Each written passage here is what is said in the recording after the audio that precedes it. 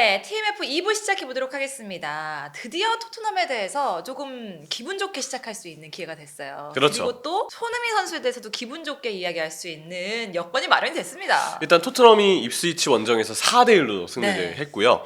그리고 손흥민 선수가 2개의 도움을 기록했고요. 토트넘도 지금 기록을 봤을 때 리그 3연승이거든요. 상당히 좋은 또 흐름을 타고 있어서 팬들에게는 손흥민 선수의 공격 포인트, 또 토트넘의 연승, 이전에 잠깐 안 좋았던 시기를 일단 극복하고 그래도 괜찮게 이번 경기는 마음껏 좀 즐기시지 않으셨을까라고 생각합니다. 어떤 기사에 이런 얘기가 있더라. 베컴도 달성하지 못했던 70, 70이다 이런 얘기가 있는데 네. 요즘엔 축구 팬들이 많지만 여자분들도 옛날에는 여자분들이 축구를 막 좋아하지 않았을 시절에도 베컴은 알았단 말이에요. 그래서 베컴의 얘기를 그렇게 하는 것 같아요. 가장 대중적인 선수기도 네, 하니까. 그리고 그렇지만 얼굴 못지않게 또 실력도 대단했으니까. 베컴은 멋도 있었고 네. 뭐 레알 마드리드에 가서 아무래도 프리미어리그에서의 기록이 좀 끊겨있던 기간은 물론 있었겠지만 베컴 프리미어리그에서 진짜 상징적인 선수거든요. 그렇죠. 잉글랜드에서도 그렇고. 근데 그냥 베컴보다 리그 자체로 봤을 때도 어쨌든 70, 70의 달성은 역대 프리미어리그 선수 중에서도 정말 몇 안 되는 기록이거든요. 그 베컴보다 했다고요, 더 우리 손흥민 선수가. 근데 사실 이게 조금 통쾌한 게 이전까지만 해도 굉장히 많은 전문가라고 하죠. 팬들도 그럴 수 있지만 전문가들이 손흥민 선수 캡틴의 역할을 하고 있냐. 막 그리고 이제는 진짜 에이징 커브가 넘어서서 뭔가 굉장히 안 좋다. 손흥민은 의미가 없다. 뭐 이렇게까지 얘기가 좀 나왔었잖아요. 네. 그래서 우리 팬들이 굉장히 좀 아쉽고 그 상황에 대해서 감박도 못하고 사실 토트넘 상황도 별로 안 좋으니까 그랬는데 지금 또 팀 상황이 좀 나아지면서 손흥민 선수가 다시 올라오니까 그 어느 때보다도 이 한국 팬들이 기뻐할 시즌인 것 같아요. 그렇죠. 결국 손흥민 선수가 여전히 팀을 위해서 보여줄 수 있는 게 있다라는 것을 확실히 증명한 경기였다고 생각을 하고요. 네. 최근에 뭐 사실 해외 패널 중에서도 손흥민 선수에 대해서 좀 아쉬운 평가들을 보이긴 했었죠. 너무 까요. 근데 이게 에이스의 숙명이에요. 그리고 이게 손흥민 선수 하면은 사실 대부분의 팬분들이 이 정도의 눈높이로 바라보기 때문에 손흥민 선수를 쳤을 때 기준으로 쳤을 때 이전의 시즌보다 마무리해서 조금 무딘 모습이 나왔던 게 사실이긴 하거든요. 그쵸. 근데 이거는 어쩔 수 없이 나올 수밖에 없는 자연스러운 현상이에요. 왜냐면 손흥민 선수도 이제 92년생이고 베테랑으로서 서서히 이제 신체 능력이 아니면 마무리 상황에서의 어떤 능력들이 조금은 떨어질 수밖에 없는 시기고 저는 그런 부분들이 지금 피해가진 못했던 부분이 있다고 생각을 해요. 올 시즌에 손흥민 선수의 퍼포먼스를 보면. 하지만 그럼에도 불구하고 지금 토트넘의 상황이 상당히 안 좋은 지금 시점에 네. 손흥민 선수가 그러한 팀 상황의 영향을 받은 부분도 그쵸. 고려를 해야 되고 그런 와중에도 손흥민 선수가 해주었던 역할도 당연히 고려가 돼야 되거든요. 프리미어리그의 다른 측면 자원들과 비교했을 때 손흥민 선수는 여전히 상당히 좋은 활약을 하고 있다. 다른 팀들과 비교를 하더라도. 그런 게 있는 것 같아요. 좀 그 팀이 상황이 안 좋으면 그때 히어로를 찾잖아요. 근데 그 히어로 역할을 기대하고 있는 선수가 못 해줄 때의 실망감과 뭔가 비난의 화살을 막 그쪽으로 쏟는 거죠. 그러다 보니까 손흥민 선수가 조금 더 본인의 상황 안에서 좀 더 비난을 받았던 게 아닌가. 네. 그리고 자리가 위태롭게 느껴졌던 게 아닌가라는 생각도 드는데 어쨌든 이번 경기에서 이렇게 또 4대1로 승리를 하면서 굉장히 좋은 분위기를 이어갔습니다. 자, 이제 또 토트넘과 입스위치에 대한 얘기를 좀 해볼게요. 어떤 게 좀 좋았을까요? 아무래도 이제 이 초반에 입스위치가 토트넘 상대로 아예 뭐 경기를 제대로 준비해서 정말 강한 압박으로 시작하고 한 10분 정도를 맞섰거든요. 그때는 토트넘이 내용상 많이 불리했었어요. 전진 자체가 아예 안 되고 또 이 최전방에서 최근 상당히 주가를 높이고 있는 리암 델랍, 네. 입스위치 타운의 에이스인데 힘이 정말 좋고 버티는 힘 대단하고 경합 능력 좋고 볼도 잘 다루거든요.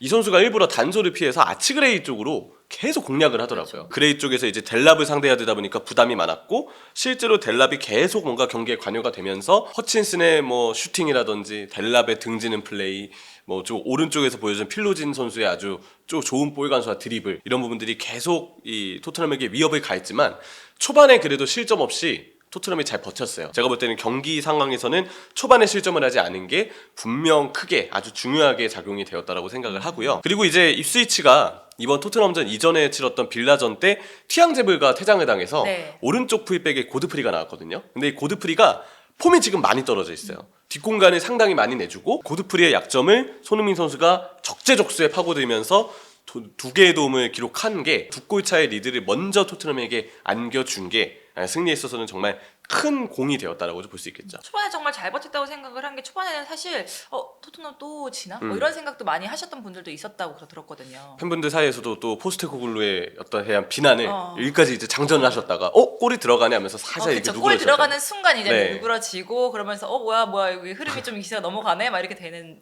느낌도 있었는데 특히나 또 베리발이 굉장히 잘했기 때문에 네. 그 부분을 좀 얘기해 주면 좋을 것 같아요. 최근에 이제 토트넘이 3연승을 거두고 있고 또 후반기 들어서 부상자가 많음에도 불구하고 어린 자원들이 네. 정말 팀을 많이 지탱해주고 맞아. 있어요. 아무래도 이제 이 손흥민 선수의 도움 2개도 물론 아주 기쁜 소식이지만 사실 토트넘의 지금 팀 상황을 봤을 때 잘 버텨주고 있는 어린 선수들도 지금 시점에서는 진짜 칭찬받아 마땅하다고 보거든요. 특히 꼽아서 이번 경기 때 칭찬해줄 만한 선수가 베리발 선수였어요. 90분 내내 지치지 않고 정말 이곳저곳을 뛰면서 경기 자체를 지배했고요.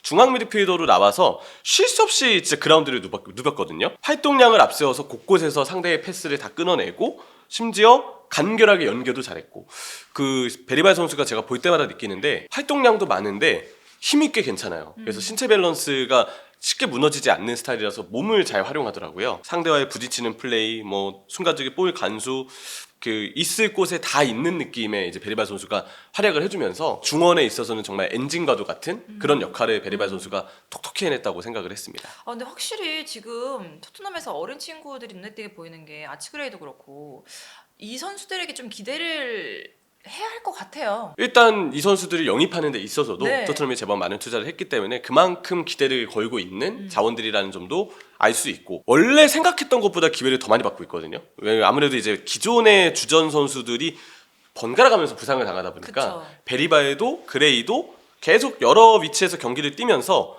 생각했던 것 이상으로 지금 경험치를 많이 쌓았어요. 근데 이 어린 나이 때 이 정도의 경험치를 쌓는 게 사실 쉽지 않아요. 쉽지 않기 때문에 제가 볼 때는 이 선수들이 그 경험치를 쌓으면서 올 시즌 경기를 거듭하면서 성장하고 있는 부분들이 분명히 좀 느껴집니다. 그래서 향후 시즌에 대한 전망이 그러니까. 보다 더 뭔가 좀 기대가 되는. 그러니까 이게 그렇거든요. 아까 1부에서 리버풀 얘기도 했지만 이게 몰락하고 있는 지금 상황 속의 강팀들이 어린 친구가 있느냐 없느냐가 굉장히 큰 그 빨리 반등할 수 있는 요소 중에 뭐 거의 한 70%라고 해도 과언이 아니란 말이에요. 그렇죠. 그런데 이렇게 토트넘이 조금 상황이 별로 좋지 않은 상황 속에서 어린 친구들이 활약을 해준다? 근데 그 친구들이 어쨌든 상황 때문에 굉장히 많은 경험을 쌓고 있다라는 건 토트넘의 향후 가까운 미래에 굉장히 좋은 시그널이 아닌가라는 생각이 들어요. 무엇보다 이 선수들이 좀 멀티 자원이죠. 베리발의 경우도 미드필더는 올 시즌 토트넘에서 모든 역할을 다 소화했어요. 수비형 미드필더를 옆에서 살짝 보조하는 역할, 아니면 좀 더 전진해서 이곳저곳에 좀 공격적으로 관여되는 역할, 다 이제 베리발 선수가 다 뛰어봤고, 베리발 선수가 사실 초반에 비판을 좀 많이 받았거든요. 네. 왜냐면 이게 볼을 좀 끄는 경향이 있었어요. 어리다. 예, 이러면서. 어리기도 하고 경험도 부족하고 프리미어리그 템포에 아마 적응을 좀 못한 것 같은데 경기를 워낙 많이 뛰다 보니까 이 적응이 안 될래 안 될 수가 없죠. 좀 더 간결하게 볼을 좀 풀어주기 시작했고 플레이에 뭔가 여유가 좀 생긴 느낌이라서 이러면서도 미드필더의 역할을 다 소화할 수 있는 베리발의 강점, 활동량도 많고 체력도 좋기 때문에 분명 토트넘 입장에서는 향후에 있어서도 정말 요긴하게 쓸 만한 옵션이라고 생각을 하고요. 사실 이 부분의 최강자는 아치그레이죠. 올 시즌 센터백, 풀백, 미드필더 다 했거든요. 진짜 좌우 가리지 않고 모든 위치를 올 시즌 그레이 선수가 다 뛰고 있어서 약간 그 퍼즐 조각을 맞출 때 일부러 마지막에 남겨두는 느낌이에요. 네. 한 조각 딱 비어있는 그 부분에 어떤 식으로든 다 채워주는 게 가능한 선수가 그레이가 아닌가. 어쨌든 뭔가 굉장히 젊고 아직 젊은 선수들이 많고 주전 선수들이 꽉 차여 있는 상황에서 본인들이 갈 자리가 없어. 그러면 그냥 그 이름조차도 우리가 모르고 지나갈 수도 있는 상황이에요. 그럴 수도 있죠. 그런데 그런 기회가 주어지는 것도 굉장히 중요한데 이 친구들은 참 운이 좋다. 부상자의 발생은 사실 팀 입장에서는 분명 안타까운 상황이고 선수 입장에서도 안타까운 소식이긴 한데 그게 누군가한테는 기회가 되거든요. 맞아요. 그게 말씀해 주셨던 그 운대가 그레이랑 베리발한테는 결국 위기를 기회로 만든 것 같아요. 토트넘은 부상자가 발생을 했고 그걸로 충분히 위기에 놓였지만 오히려 그게 어린 선수들에겐 기회가 되면서 맞아요. 이 선수들이 더 빛을 보고 팀에 좀 정착할 수 있는 그런 계기들이 마련이 됐다고 봐야죠. 그리고 그리고 그걸 또- 기회로 바꾼 건 그 선수들의 능력이었고요. 그리고 또 그 선수들 능력 플러스 어쨌든 좋은 선수를 어린 선수를 뽑은 구단도 굉장히 잘한 거죠. 이 부분은. 물론 그 부분에 있어서는 사실 즉시 전력감을 더 영입했어야 됐다는 이야기들이 그래도 나와야 되는 게 맞지만 그쵸. 그래도 일단 어린 자원들이 활약을 해주고 있는 게 그나마 뽑은 예, 격이야. 그래서 그게 지금 뭐 중반기 후반기 올 시즌에는 좀 많은 아주 든든한 좀 버팀목이 되고 있다 이렇게 좀 봐야 될 것 같습니다. 그리고 요즘에 또 이야기 나오는 선수 있잖아요. 네. 사실 좀 어린 선수들도 있지만 한편으로는 활약을 전혀 예상하지 않았던 선수가 그러니까요. 의외로 너무 쏠쏠한 활약을 하고 있는 선수가 있어요. 그게 제드 스펜스죠. 스펜스는 원래 이 현지에서의 그 보도를 보면은 후연 태도가 안 좋아서 뭐 지각을 많이 했다라든지 뭐 여러 가지 루머들이 막 있어요. 감독으로부터 외면을 받고 계속 임대를 전전했던 신세였는데 올 시즌은 팀에 남았죠. 뭐 본인도 이제 절치부심했던 것 같고 그러고 나서 포스테코글루가 조금씩 기회를 줬는데 이것도 이제 스펜스의 경우도 부상자가 많아지고 네. 우도기 포로가 폼이 떨어지거나 부상이 발생하면서 스펜스 선수가 조금 더 기회를 많이 받기 시작했는데 웬걸 막상 뛰게 하니까 너무 잘하는 거예요. 발도 빠르고 그러다 보니까 대인 수비 잘하고 수비할 때 투지도 있고 공격으로 침투도 워낙 활발하게 가져가고 뭐 마무리도 괜찮고 스펜스도 이전에 토트넘에게는 사실 거의 없다시피 했던 풀백 옵션이었는데 기대했던 것보다도 이상의 활약을 하면서 지금 쏠쏠하게 또 남겨주고 있죠.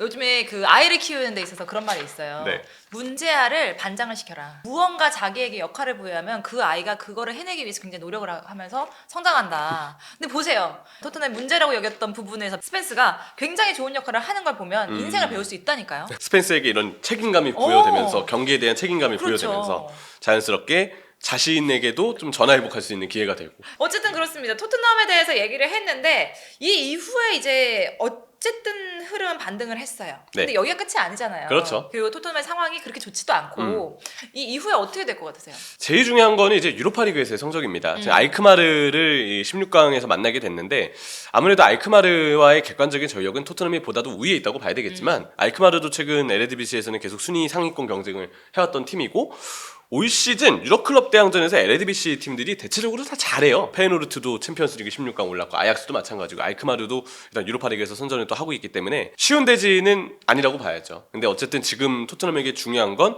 한창 안 좋았고 특히 카라바오컵 FA컵에서는 정말 최악의 모습을 직전 경기까지 보여주다가 리그 기준으로는 그래도 포스테코글루의 팀이 조금 이전보다 변화된 부분들이 있어요. 전보다 롱패스의 비중이 많이 늘기도 했고 상황에 따라서는 약간 내려서서 수비를 이전보다는 그래도 하는 시간대가 좀 늘어났거든요. 네. 사실 이런 유연성이 필요했던 건데 제가 느끼기에는 그게 큰 폭의 변화까지는 아니더라도 조금씩 경기 운영에 있어서 피드백이 좀 되고는 있다. 이렇게 일단 좀 느껴지긴 합니다. 포스테코글루가 변화할까요? 여기서 사실 더 많은 변화가 필요한데 일단 요즘의 연승 과정에선 긍정적인 모습이 보이긴 했어요. 근데 이제 그런 시선은 있죠. 이게 포스테코글루가 의도적으로 선택한 건지 선수들이 지쳐서 못 올라오다 보니까 자연스럽게 롱패스가 많아지고 아래에 좀 물러선 수비가 많아지고 그러면서 우리의 시각적으로는 좀 뭔가 달라진 것처럼 보인 건지 그것까지 명확하게 알 수는 없다. 이런 이야기들도 있긴 한데 근데 만약에 속내용이 아니더라도 그거에 대해서 만약에 뭔가 깨달음을 얻었으면 좋은데 네. 그 깨달음을 얻을지는 봐야겠죠. 그리고 그 깨달음이 정말 명확했다면